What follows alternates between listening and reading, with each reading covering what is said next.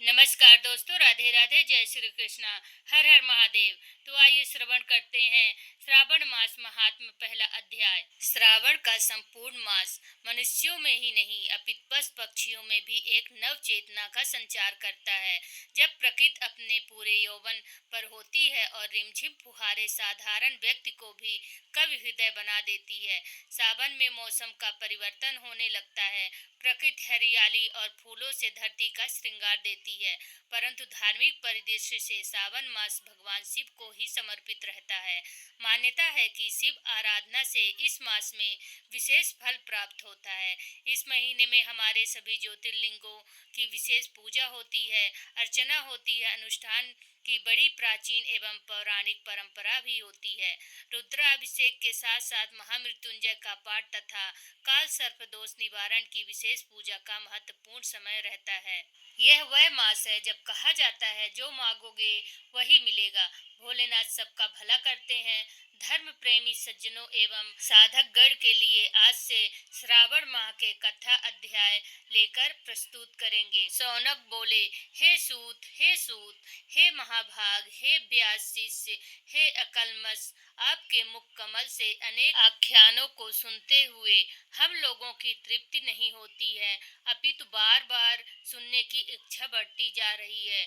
तुला राशि में स्थित सूर्य में कार्तिक मास का महात्म्य, मकर राशि में माघ का महात्म्य और मेष राशि में स्थित सूर्य में वैशाख मास का महात्म्य, और इसके साथ उन मासों के जो भी धर्म हैं उन्हें अपने भली भांति कह दिया।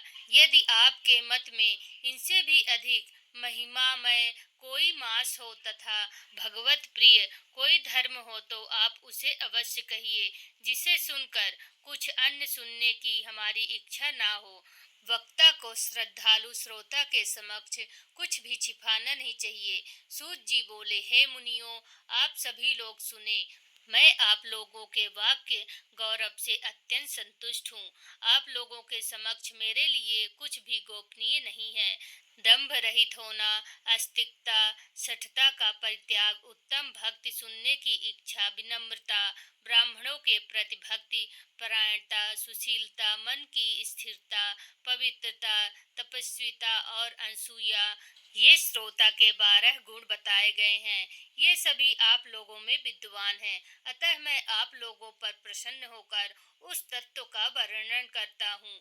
एक समय प्रतिभाशाली संत कुमार ने धर्म को जानने की इच्छा से परम भक्ति से युक्त होकर विनम्रता पूर्वक ईश्वर भगवान शिव से पूछा।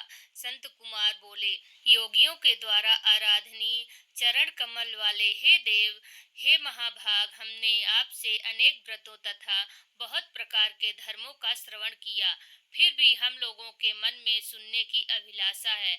12 मासों में जो मास सबसे श्रेष्ठ, आपकी अत्यंत प्रीति करने वाला, सभी कर्मों की सिद्धि देने वाला हो, और अन्य मास में किया गया कर्म यदि इस मास में किया जाए तो वह अनंत फल प्रदान करने वाला हो। हे देव, उस मास को बताने की कृपा कीजिए। साथ ही लोकानुग्रह की कामना से उस मास के सभी धर्मों का भी वर्णन कीजिए। ईश्वर बोले, हे संत कुमार, मैं अत्यंत गोपनीय भी आपको बात बताऊंगा। हे सुब्रत, हे विधिनंदन, मैं आपकी श्रवण इच्छा तथा भक्ति से प्रसन्न हूँ। 12 मासों में श्रावण मास मुझे अत्यंत प्रिय है। इसका महात्म सुनने योग्य है, अतः इसे श्रावण कहा गया है।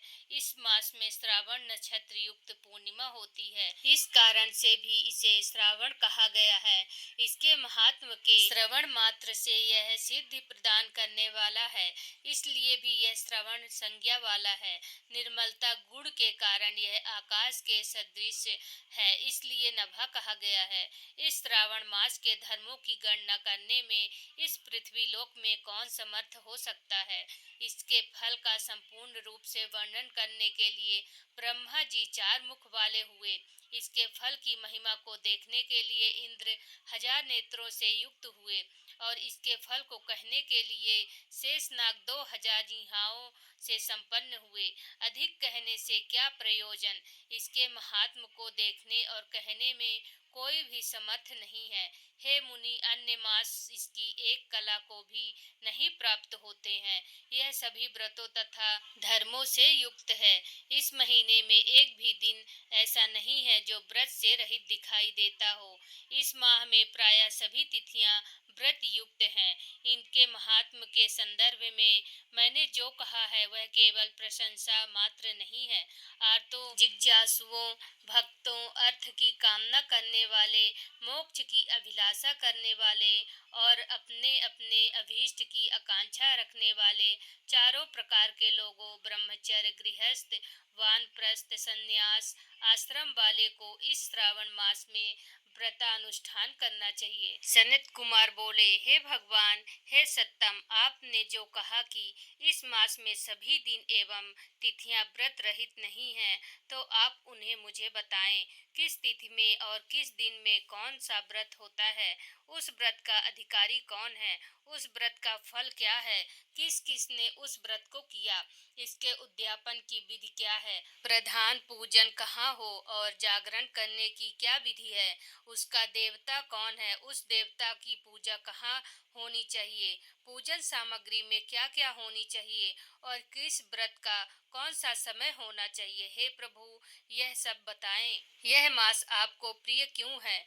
किस कारण यह पवित्र है? इस मास में भगवान का कौन सा अवतार हुआ है? यह सभी मासों में श्रेष्ठ कैसे हुआ? और इस मास में कौन कौन धर्म अनुष्ठान के योग्य हैं? हे प्रभु, यह सब बताएं। आपके समक्ष मुझ अज्ञानी का प्रश्न करने में कितना ज्ञान हो सकता है, अतः आप संपूर्ण रूप से बताएं। हे कृपालु, मेरे पूछने के अतिरिक्त भी जो शेष रह गया हो उसे भी लोगों के उद्धार के लिए कृपा करके बताएं। रविवार, सोमवार, भोमवार, मंगलवार, बुधवार, बृहस्पतिवार, शुक्रवार और शनिवार के दिन जो करना चाहिए, हे विभो, वह सब कुछ मुझे बताएं। आप सबके आदि में आविर्भूत हुए हैं, अतः आपको आदिदेव कहा गया है।